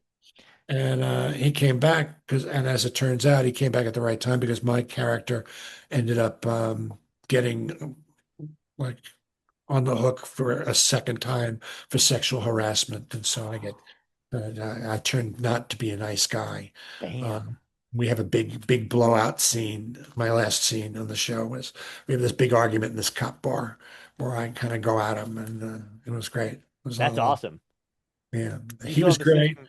Dan Radcliffe, Jesus God, there's no. Yeah. I mean, he shows up to the first day of rehearsal, completely off book, knows all his music, all his choreography. Oh my God. You know, Dathan Lane shows up first rehearsal of Odd Couple, Mm, completely off book, knows all his lines. that's great. Just, you work with some great people. Yeah. You know, And Huey do they, Lewis. I mean, just yeah, do they do Broadway reunion? Do they do like reunion shit like that? Like, do they ever get all of you guys together again to, Chicago, when they have an anniversary, usually does. I came back for the 10th anniversary, but haven't been back since, unfortunately. And I think uh, this year they're doing their 30th holy. anniversary. So I'm keeping my fingers crossed that they invite us. But it's yeah, I mean, we did a reunion, but it was we put it together actually. The assistant dance captain, Sarah Oglibi, who, by the way, choreographed the Tonys this year. That amazing opening number Oh shit. was one of the producers. She's a That was sweetheart, phenomenal. and good friend of Dan's. She organized a reunion of all of us a couple of years ago, and then we used to do reunions at Little Shop every once in a while. I tried to get a reunion together, the show I did up at Seven Angels, the Grumpy Old Men cast, because they were such a great cast. It's hard because Oh, the grumpy everybody old man goes their own cast. ways. Everybody gets out of work. They out of town. They're on the road. Yeah. They're doing the touring company, so it's hard to get people together. I do stay in touch though with a handful of people from each show. There always seems to be. I'm still in touch with the Mary Sunshine, who I shared a dressing room with in Chicago. Nice. I used to be in touch with my understudy at Little Shop, Ray DeMattis, who unfortunately passed away a couple months ago. Oh man, sorry to hear Um, that. but you still touch base with them, and you can tell they're good friendships because you pick right up where you left off with them. Sure. Dan Radcliffe, it was like I just saw him yesterday. Oh, that's awesome. Yeah, he's Um, doing a TV show now, I think. He's doing yeah, TV with most of the Tracy time. Morgan. With Tracy Morgan, he's doing a Yeah. TV show, and then he's got another movie coming out. He's going to be playing. Trying to remember who he's playing, but he's plays. I think it's a biopic. Oh, Uh, wow. but he's another guy. I learned a lot about how to be a pro. Yeah. You know, um, They they're doing so many of those biopics and it's like, they just shelved Madonna's because she said uh Universal Pictures wasn't putting out enough money and she's had a what did she said? She said a very expansive life or whatever the fuck it is. And I was just like, God damn. Like to turn down a biopic, that oh, there are biopics and there are biopics. mm, You know. I that is mean, true. as good as he was, Val Kilmer, the Doors biopic was just a shit show, Yep. and What'd you very think of the Queen one? wasn't bad. I'm not a fan of his generally, but I thought he did a good job. Yeah. I think he was the worst James Bond villain ever. Oh Um, God, yeah, that was he was terrible. so horrible. But Excruciating. I'm trying to remember what good biopics there have been. What Um, about Walk the Line? that wasn't bad. You know, it was I think the best, and it wasn't technically a biopic. It was a fictionalized biopic. Is All That Jazz, Bob Fosse's Oh biopic, yeah, that was great. because he was involved in it. He wrote Yeah. and directed it, so I think that had a lot to do with why it Elton was. John's was like that too. That wasn't bad too. That was actually different. Yeah, that was I different. thought it was kind of the idea, like to do it as a musical. I thought was an interesting idea. And then the Bobby Darin one. But well, that was Kevin Spacey, but that was Yeah, it was weird okay. too. Yeah, it wasn't great. This new Beatles one looks really interesting. It does. To do all, four separate movies, Yep. to cover the perspective of each four and the same thing, like the Yeah. I'm same events. I think that's going to be really interesting trying to just think as a of what filmmaker. what biopic was good though that I've like there has to be at least one that was the thing is that they don't really go for accuracy half the time. They're very Well, that's the thing.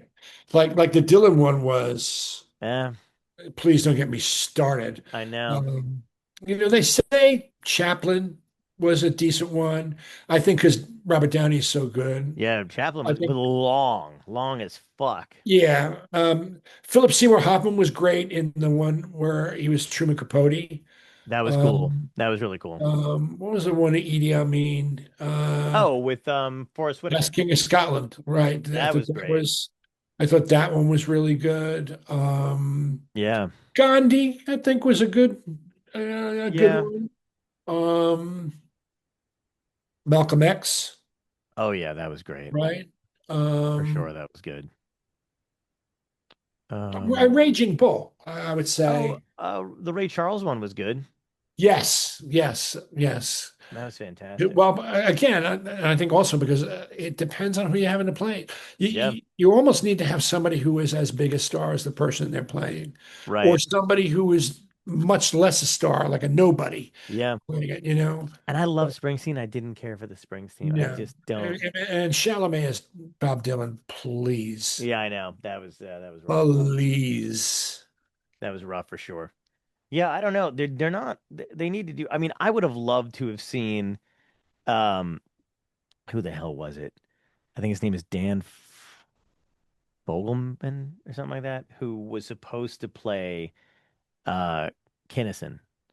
And they had like test screenings as him and he fucking knocked it out of the park. Yeah. Not that I'm a big, I mean, I don't dislike it. Like Kinnison's like one of those legends or whatever, and blah blah blah. But like he did burn out pretty quickly. That the material was never there after a while. You know, like he just like he what he had was great, but like he just became a caricature of himself after a while, and then the drugs and stuff. So it wasn't like he was developing new material. You know what I mean? Like it was he was like interesting in the very beginning, and then when he started doing stadiums it was just yelling, you know? And I was like, oh, it wasn't any of that. Like, um, he didn't have a lot of like introspection after that, you know? I don't know why. I mean, maybe it's just the drugs, but who knows? Are you sleeping? Hope so. Hope I'm so. just gonna cut these together.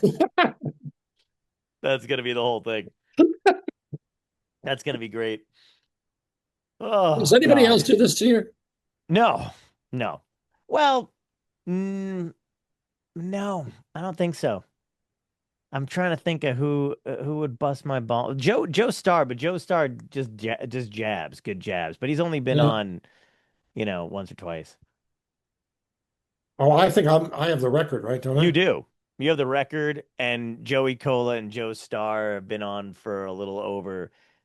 I think they have the longest episodes where they're close because they just Joey will tell you about a recipe for like and how he makes, you know, bolognese. You know what I mean? Like Well, for yeah, but I mean, now Joey's whole thing is, what kind of a malady or medical crisis can I have right.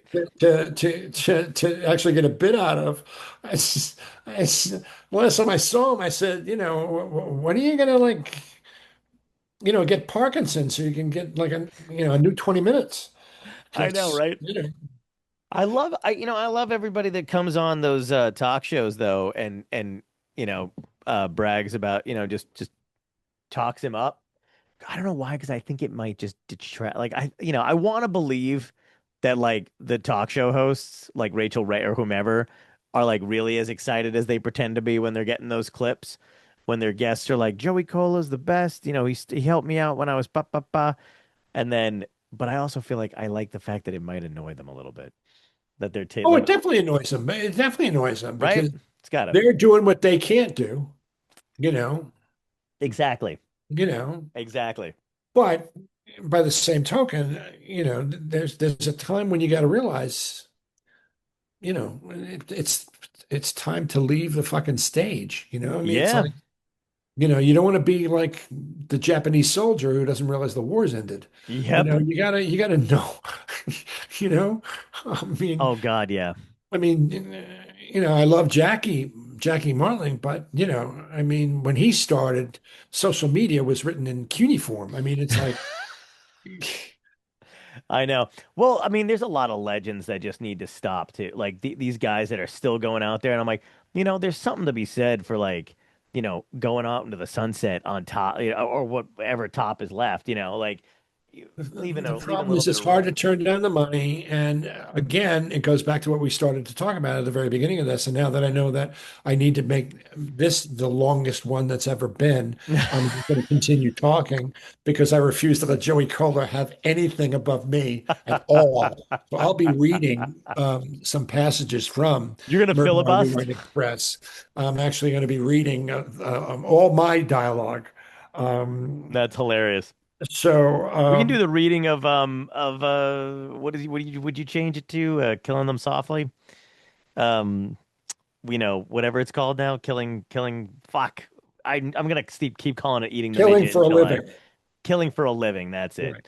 Yeah. I mean, somebody's got to tell Joey Cola that, comedy clubs have term limits. It's, you know, it's just enough already. You've done it. How much more do you have left to say? All right, we've merged. We merged finally. God forbid we merged. Ah, I just don't, I can't wait to send him this. it's like enough already, please. It's like, Joey. I mean, I've been around a long time. I mean, when I started, the final Jeopardy category was current events, and the answer was the discovery of fire. So, but yeah, I know uh, it's when it's was it's it's hard. I mean, it's because it is fun. yeah. I mean, God bless him. I mean, I based one of the characters in the play on him is Rodney. Rodney did it Oh, till the very end. the I mean, bet. Yeah. But those are those novelty acts too. Well, like him and Rickles, I understand because then it uh-huh. was like you got your thing in Vegas or whatever, and but even I was talking to Rita Rudner like a month ago, and she's gonna retire. She's not gonna do stand up anymore. And I was like, holy shit. Finally, God Almighty, holy Jesus, God. What did you do? And what did you say to inspire that? Because I want to write you a check right now. Oh my God, that's hilarious. Um, Yeah, no, she's gonna, I don't know what she's focusing on. I mean, she wrote him two books, her movie. I don't even know. But yeah, but she had that stint in Vegas for a while too, where she just yeah. had the one place. And I think, I just saw a fucking billboard, God bless him. Tommy Chong is gonna be in AC, I think, or whatever the fuck. And I was like, oh my God. Like he looked, I mean, I don't know, well, whatever, but Eh, as he's long as great. you're not embarrassing yourself, as No, long as you know where you're at, you know your limitations, you know what it is, you right. don't have any misconceptions that you're going to have a renaissance. I mean, Rodney had the Renaissance. I mean, Rodney left the business to sell aluminum siding and then came back. Yeah. And then Caddyshack hit and then he reinvented himself and he had like a third, bite of the apple, Yeah. Did, and God bless him, it was a good thing. didn't he not understand what acting was on the set of Caddyshack or something? And then he stopped the cameras. That's what a story I heard is that they were doing a scene and he was doing his jokes and then he went, "Oh, hey, cut," or whatever, and they were like, "Rodney, what's the matter?" And he's like, I don't, I'm bombing. And they were like, "Rodney, you're not I supposed to can laugh. see Everybody's that. acting." I can see that he was not a self-confident man because I remember he used to come into the Fort Lauderdale comic strip because he had a condo, I guess, not far from there. It might have been in Lauderdale, for all I know, or Hollywood, or one of them. And he would try out material for Carson. And Wow. of course, the credit this is like right after Caddyshack had hit, so it was huge. Right. Him showing up was like Eddie showing up now. If Eddie would have dropped into a comedy club out of the blue, Ooh, and he that'd be great. he comes out he comes out into the bar, because it was separate. There's a door separating the bar. Like all good comedy clubs should have a bar, a door between the bar and the room itself. Right. And he said, "What do you think about this here, kid? Should I open with this or should I move it here?" And I was like, Rodney, you're asking me? You're Rodney fucking Dangerfield. Right. I told you the story about him with Eddie, right? Oh, this is Uh, a great story. Eddie, it was Eddie's first gig at the comic strip, And it was the trip where the night before I had heard they needed a black guy on SNL and told Eddie on the plane on the way down to Fort Lauderdale. And immediately, like we weren't even at the kiosk to pick up our bags, he was on the phone to Tink and Wax at the comic strip to get him an audition. Wow. Um, so Rodney comes in and Eddie's like, beside himself. And he's, Rodney, man, Rodney, you got to see my act, man. You got to see my act. You got to watch my act, man. Watch my act. And Rodney goes, yeah, sure, kid. Whatever. Whatever you want, kid. Because Eddie was 17, might have just turned 18. Right. And at the time, Eddie's act was, um, pussy fart, fart pussy, and um, famous people farting.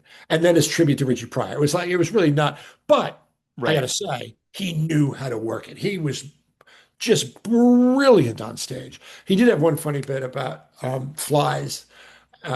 Flies on a lump of shit, but shit was dope to flies, and so that's why flies landed on shit because it was shit was like real shit. That's great. Um, um, he says, "So you got any bread, man?" What do you mean bread? Bread, man. I'm talking about it because you're good bread, man. Now, what kind of bread you got? I said, Wonder. Now, man, I want that Pepperidge Farm bread, man. Pepperidge Farm. Remember, man. Pepperidge Farm. When we do the remember, man, it would slay me because I used to do a bit of my act about remember those times when your father would come home at 9 and he'd slap your mother on the ass and bend your sister over the coffee table and go to town while you were sitting in the living room sodomizing the dog. Pepper's Farm, remembers? I was just, what he would do, not one, Pepper's Farm, remember, man. Right. Anyway, so he does his act and he comes off stage and he goes, Rodney, what'd you think, man? What'd you think?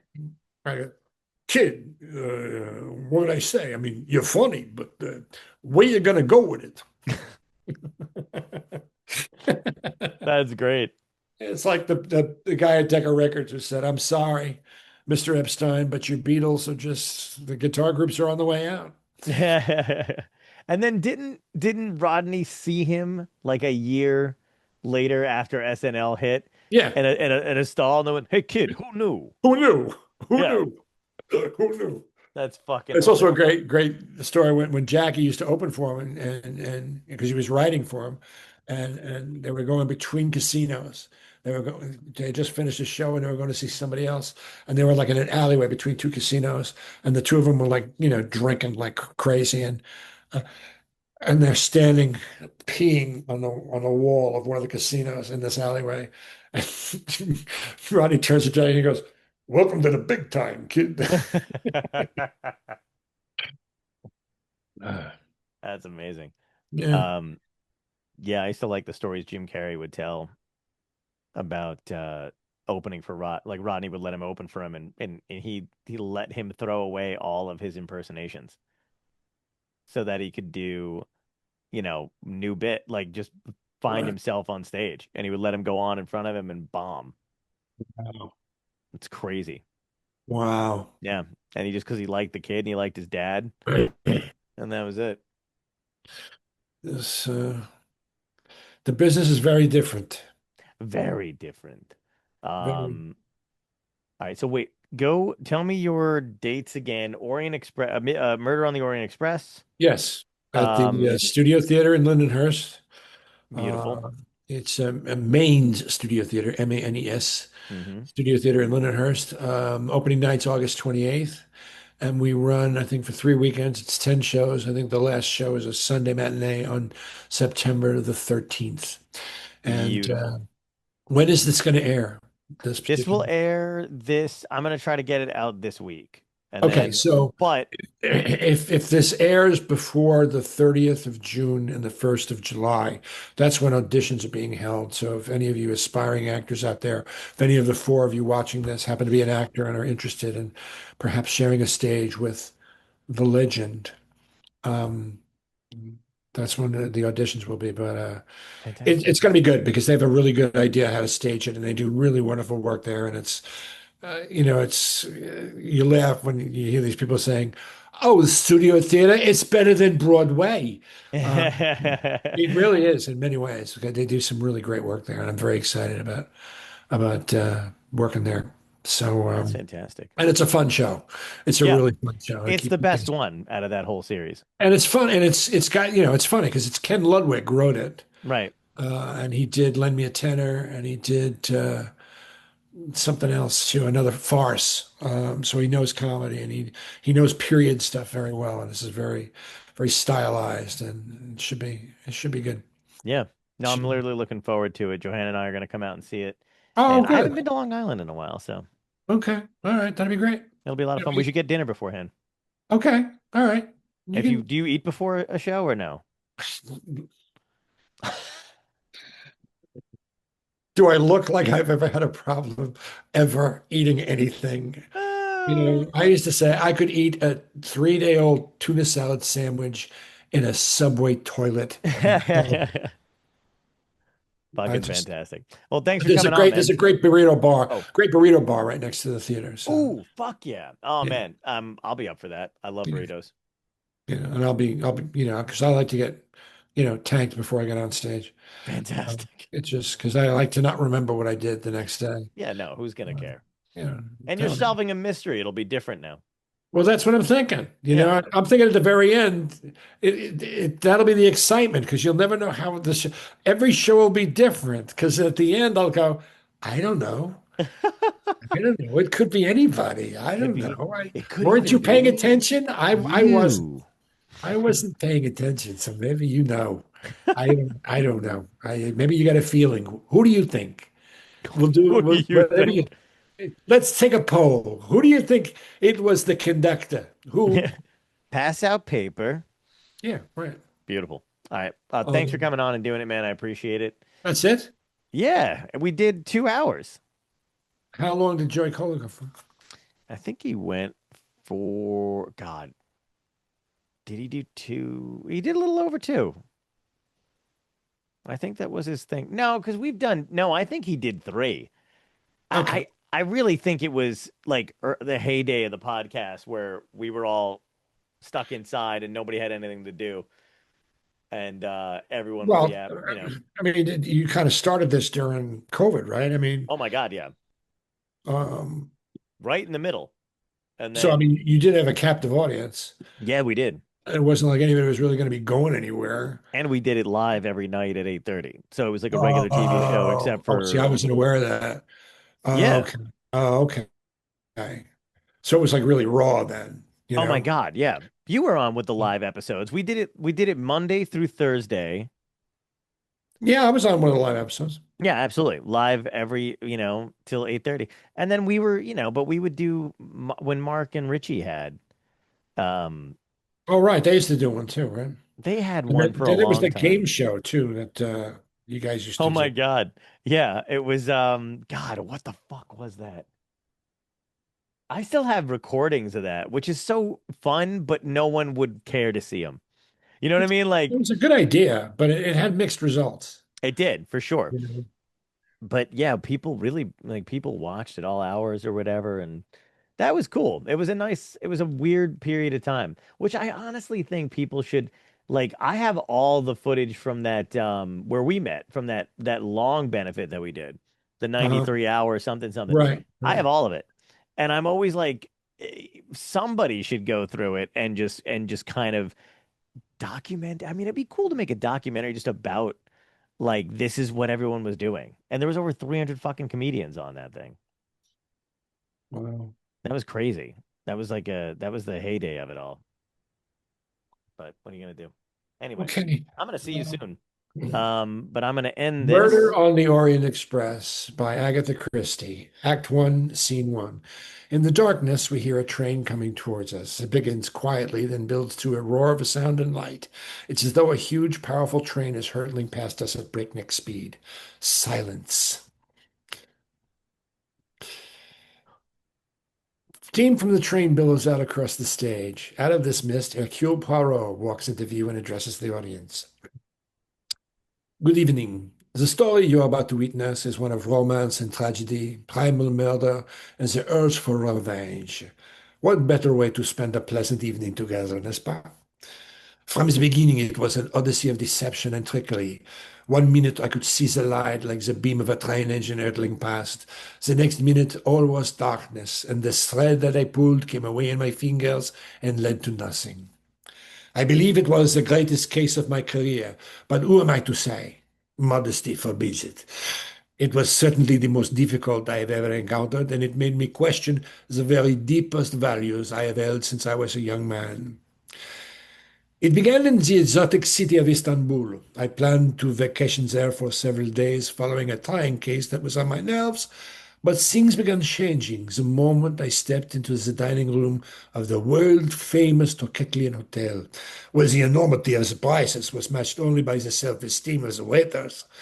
My name, incidentally, is Hercule Poirot, and I am a detective. Scene two. Beautiful. We hear a small hotel band playing I Want to Go Back to Michigan by Irving Berlin. Poirot bows slightly, and now we are in the dining room of the Tokatlian Hotel in Istanbul in 1934. The head waiter escorts Poirot into the room. This way, monsieur. I have a beautiful table that I'm sure you will enjoy. It is monsieur's first time in Istanbul. That is correct. How did you know? Oh, I have my ways, monsieur, my little observations. In this business, one needs to be a detective, like that famous Poirot fellow who comes from France. I believe he is Belgian. No, no, from France. I know him personally. Ah, your table, monsieur. Merci. Poirot sits and takes up a newspaper. Colonel Arbuthnot bursts the dining room and hurries over to a table where Mary Debenham is waiting. The colonel is a Scotsman with a Scottish accent in his mid-30s, handsome and very matter-of-fact. Miss Debenham is an English beauty in her late 20s. There is a sadness, however, around her eyes. She is anxious. Mary, there you are. James, at last, where have you been? Oh, I'm not late, am I? Of course you are. You're always late. I was terrified we'd miss the train. It would ruin everything.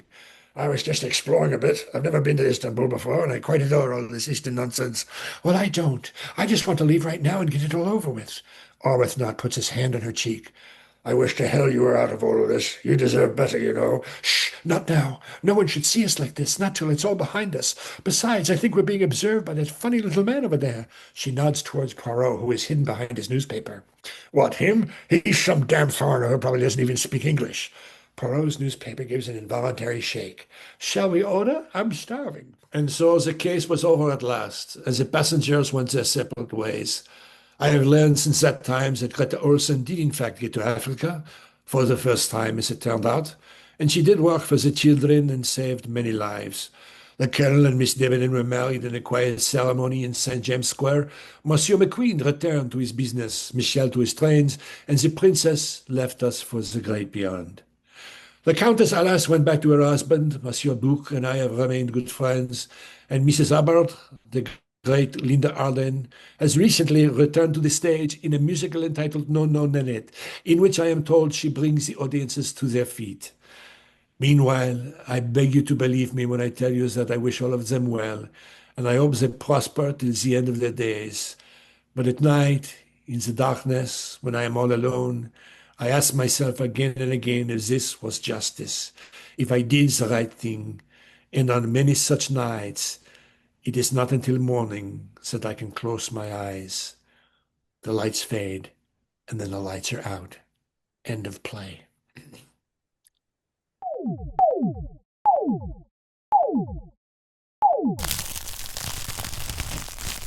Dystopia tonight.